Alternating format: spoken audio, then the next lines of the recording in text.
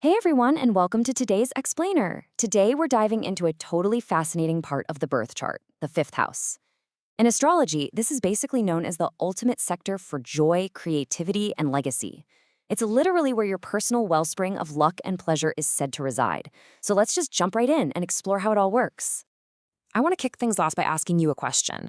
Where does your creative mojo actually live?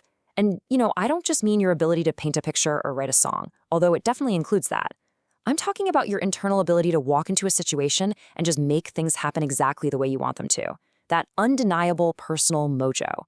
Well, in astrology, that distinct power has a specific address, and that address is the fifth house. So here's a quick roadmap for our explainer today. We'll start with 1, the place of good fortune, then 2, understanding your creative potency. Next is 3, planets in the fifth house, followed by 4, navigating an empty house. And finally, 5, manifesting your unique legacy. Let's get to it. Starting with section 1, the place of good fortune, discovering external blessings and luck. Now, the fifth house is universally recognized across basically all astrological traditions as this overtly positive sector. But to really understand its roots, we've got to look at the ancient Greek term for this house, Tike.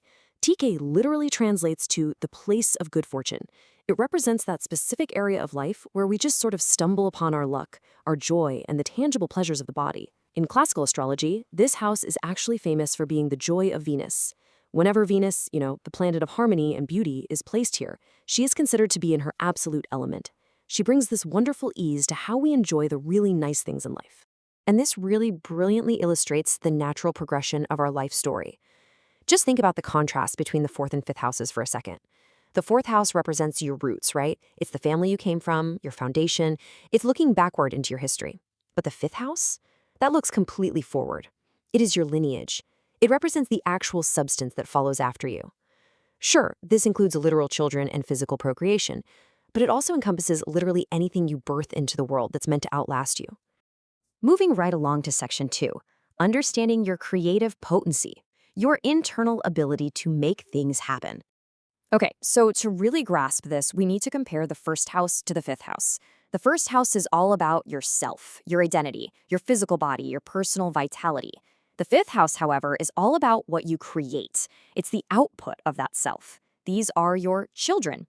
And again, whether those are literal children you're raising or metaphorical children, like a beautiful piece of fine art, a novel you wrote, or even a super successful event you organized, it governs both the fine arts and the physical romance that ultimately leads to creation. So the absolutely crucial point here is how these two houses interact with each other. And that brings us to a mathematical concept called a trine. A trine is pretty much the most positive, harmonious, and supportive relationship you can have in astrology. By its very design, the fifth house is configured in a trine to your first house. That means the fifth house acts as a direct energetic pillar of support for your identity. Because of this supportive trine, when your fifth house is activated, life just feels easier. It honestly feels like the road is just rising up to meet you. And adding to all that structural support is the fact that the fifth house is what astrologers call a succedent house. Now that simply means it's a house that follows an angular house. In this case, it follows that foundational fourth house we talked about, and it symbolically rises up toward the first house. This technical position is exactly what gives the fifth house its underlying strength. It's this stable, rising energy designed specifically to support your vitality and your creative endeavors. Let's jump into section 3, planets in the fifth house. How different energies manifest in your sector of joy. Now, what's really fascinating here is seeing how distinctly the inner planets express themselves when they hang out in this house. If you happen to have the sun in your fifth house, your core purpose is deeply tied to visibility. You shine your brightest through your creations or through parenting. The moon, well, that brings a sensitive, nurturing, and highly emotional cycle to your joy. Mercury turns you into this sort of intellectual artisan. Your creative potency lives in your mind, your writing, and your wits. And then, of course, there's Venus. Like we mentioned earlier, this is her house of joy.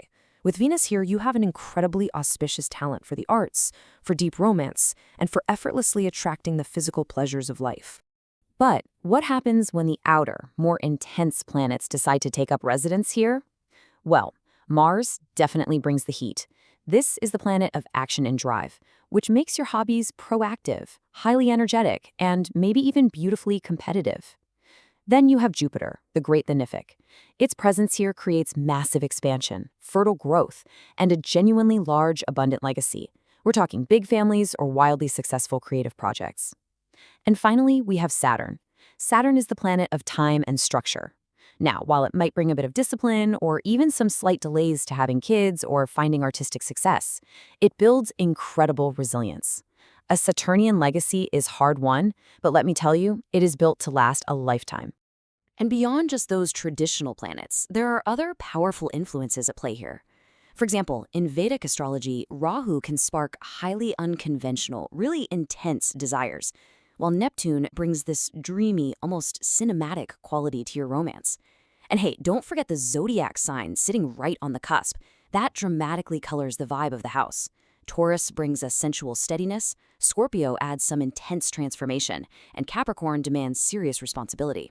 Meanwhile, Aquarius demands independence, and Pisces infuses this boundless compassion right into your art.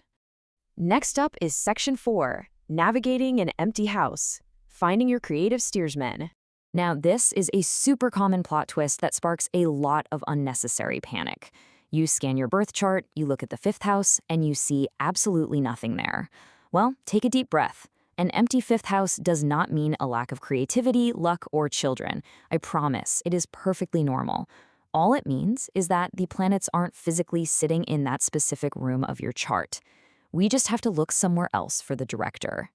And honestly, finding that director is a really simple 1-2-3 process. First, identify your empty 5th house. Second, look at the zodiac sign sitting right on the cusp or the beginning edge of that house. And third, just locate the ruling planet of that sign wherever it lives in the rest of your chart. That planet, that's your captain. So as an example, if your empty 5th house has Sagittarius on the cusp, Jupiter is your captain. Wherever Jupiter sits in your chart will show you how and where you'll find your joy. Essentially, your captain connects your joy to other vital areas of your unique life story.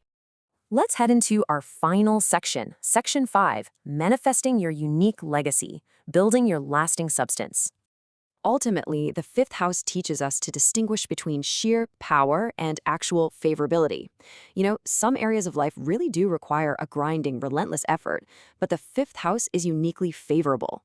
It represents this profound fertility of ideas and just a pure abundance of life. It's a great reminder that yes, while we definitely have to take action and use our personal mojo, there are these underlying support systems, this actual good fortune designed to rise up and meet us. It literally equips you with the resources you need so that the things you create, whether that's a business, a family, or an incredible art piece, can take on a life of their very own and truly thrive. There's this quote from the source material that I absolutely love. The 5th house is the essential nursery of the birth chart. Wow, I mean, that metaphor is just so powerful, isn't it? A nursery is a safe, warm, and dedicated space for growth.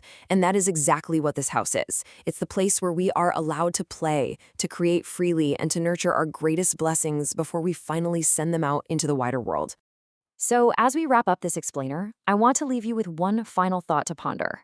Knowing what you know now about this incredible sector of joy, luck, and lineage, what legacy do you plan to build with your creative potency? Your chart has given you the nursery. Now it's totally up to you to decide what you're going to grow inside it. Thank you so much for joining me today to explore the place of good fortune. Keep creating, and I'll catch you next time.